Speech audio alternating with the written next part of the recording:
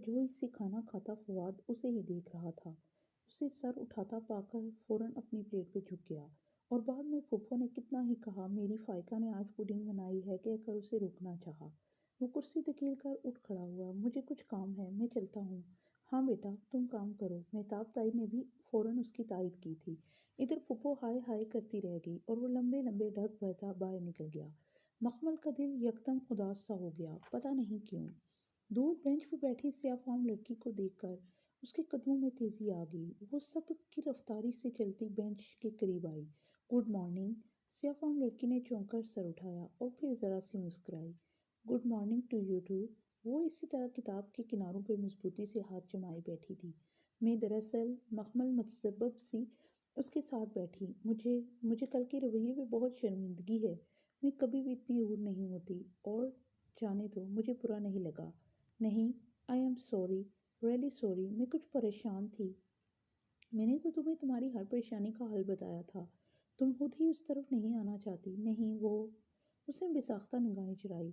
मुझे इस किताब से कोई दिलचस्पी नहीं है, मगर इस किताब को तुमसे है। इसने मुझसे कहा है कि मैं इसे तुम्हारे हवाले कर दूं। वो बुरी तरह चौंकी थी। पहली गुफ्तगू में भी उसने इसे कोई ऐसी ही बात बताई थी। ये किताब मुझे जानती है, 100% जानती है। तुम्हारी ज़िंदगी की सारी कहानी इसमें लिखी है, गुजरे वाक़यात और आने वाले हालात। वाक़या ही? वो शशदर सी इसे देख रही थी। अजब बेयकीनी सी बेयकीनी थी। हाँ, इसमें सब लिखा है। तुमने तुमने मेरी ज़िंदगी की कहानी पढ़ी है? नहीं, मैं वो नहीं पढ़ सकती। क्यों? क्या तुमने ये किताब पूरी नहीं पढ़ी? मैंने पूरी पढ़ रखी है, मगर मुझ पर सिर्फ मेरी कहानी ही खुलेगी। तुम्हारी ज़िंदगी की कहानी सिर्फ तुम पे ही खुलेगी। तुम क्या कह रही हो? मेरी कुछ समझ में नहीं आ रहा। अब कि वो वाकई परेशान हो गई थी। आ जाएगी, हर बात समझ में आ जाएगी, बस थोड़ा वक्त लगेगा। वो उसे देख कर रह गई। वो लड़की कौन थी, कहाँ से आई थी और ये किताब किसने उसके लिए सदियों कबल लिखवा कर छोड़ी थी? वो कुछ समझ में ना आता था। बस का हॉर्न बजा तो वो चौंकी और फिर कुछ कहे बगैर तेजी से उठ खड़ी हुई। स्याफाम लड़की मुस्कुराते हुए उसे बस में सवार होती देख रही थी। फवाद को कमरे में चाय दे आओ और मखमल तुम ट्राली बाहर ले आओ। ताई मेहताब अपनी असली बेनियाजी से हुक्म सादर करके पलट गई तो ट्राली सेट करती मखमल किसी ख्याल से चौंकी। फवाद की ट्रे अलग सेट कर दो मखमल, मैं दे आऊंगी, तुम ट्राली बाहर ले जाओ। मैं नहीं लेकर जा रही ट्राली, तंग आ गई हूँ मैं इन जलील लोगों के सामने। अच्छा अच्छा चुप करो। मुसरत बौखलाकर आगे बढ़ी और ट्राली का किनारा थाम लिया। मैं ले जाती हूँ, तुम फवाद को चाय दे आओ।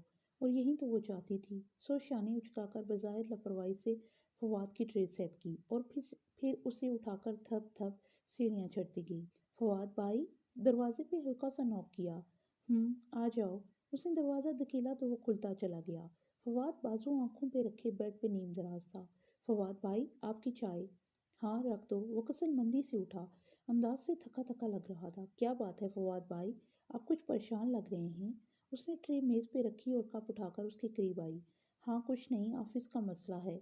उसने चाय के लिए हाथ बढ़ाया तो उसे कप पकड़ाते मखमल की उंगलियां उसके जरा से मस हुई।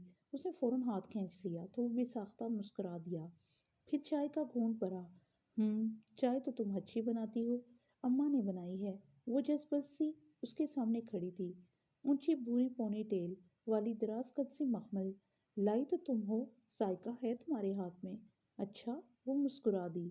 और ये इंग्लैंड जाने का क्या सीन है? मैं मैं आगे पढ़ना चाहती हूँ। वो सर झुकाए खड़ी उंगलियां मरोड़ रही थी। मगर तुम जॉब करने का कह रही थी। मुझे ये बात अच्छी नहीं लगी थी। वो चाय का कप साइड पे रखे बहुत संजीदगी से उसे देख रहा था। मैं सिर्फ अपने खर्चों के लिए जॉब करना चाहती हूँ। और ये इतनी बिजनेस एम्पायर, ये कौन संभालेगा? मखमल ने झटके से गर्दन उठाई। उसे लगा उसने गलत सुना है। Business empire? हाँ, तुम उसके ओनर्स में से हो। क्या तुम्हारा फर्ज नहीं है कि तुम अपने अब्बा के बिजनेस पर भी तवज्जो दो? आखिर कभी न कभी तो तुम्हें संभालना है। जी। वो भी यकीनी से उसे देख रही थी। इतनी हैरान क्यों हो मखमल? वो उठकर सामने खड़ा हुआ। मखमल ने देखा वो इससे खासा लंबा था। मैं पता नहीं। क्या तुम ये सब नहीं संभालना चाहती? मैं संभालना चाहती हूँ, मगर कैसे? तुम वाकई संभालना चाहती हो? फवाद के चेहरे पर खुशगवार हैरत उतरी। यानी अगर मैं तुम्हें अपने साथ ऑफिस में लगाना चाहूँ तो तुम मेरे साथ काम करोगी? जी जी बिल्कुल। उसका दिल एकदम किसी और लय पे धड़कने लगा था। हाथ लरजने लगे थे। ठीक है, پھر میں شام میں آغا جان سے بات کر لیتا ہوں۔ وہ وہ اجازت دے دیں گے؟ اس کے اندر وسوسوں نے سر اٹھایا تھا۔ شیور، کیوں نہیں؟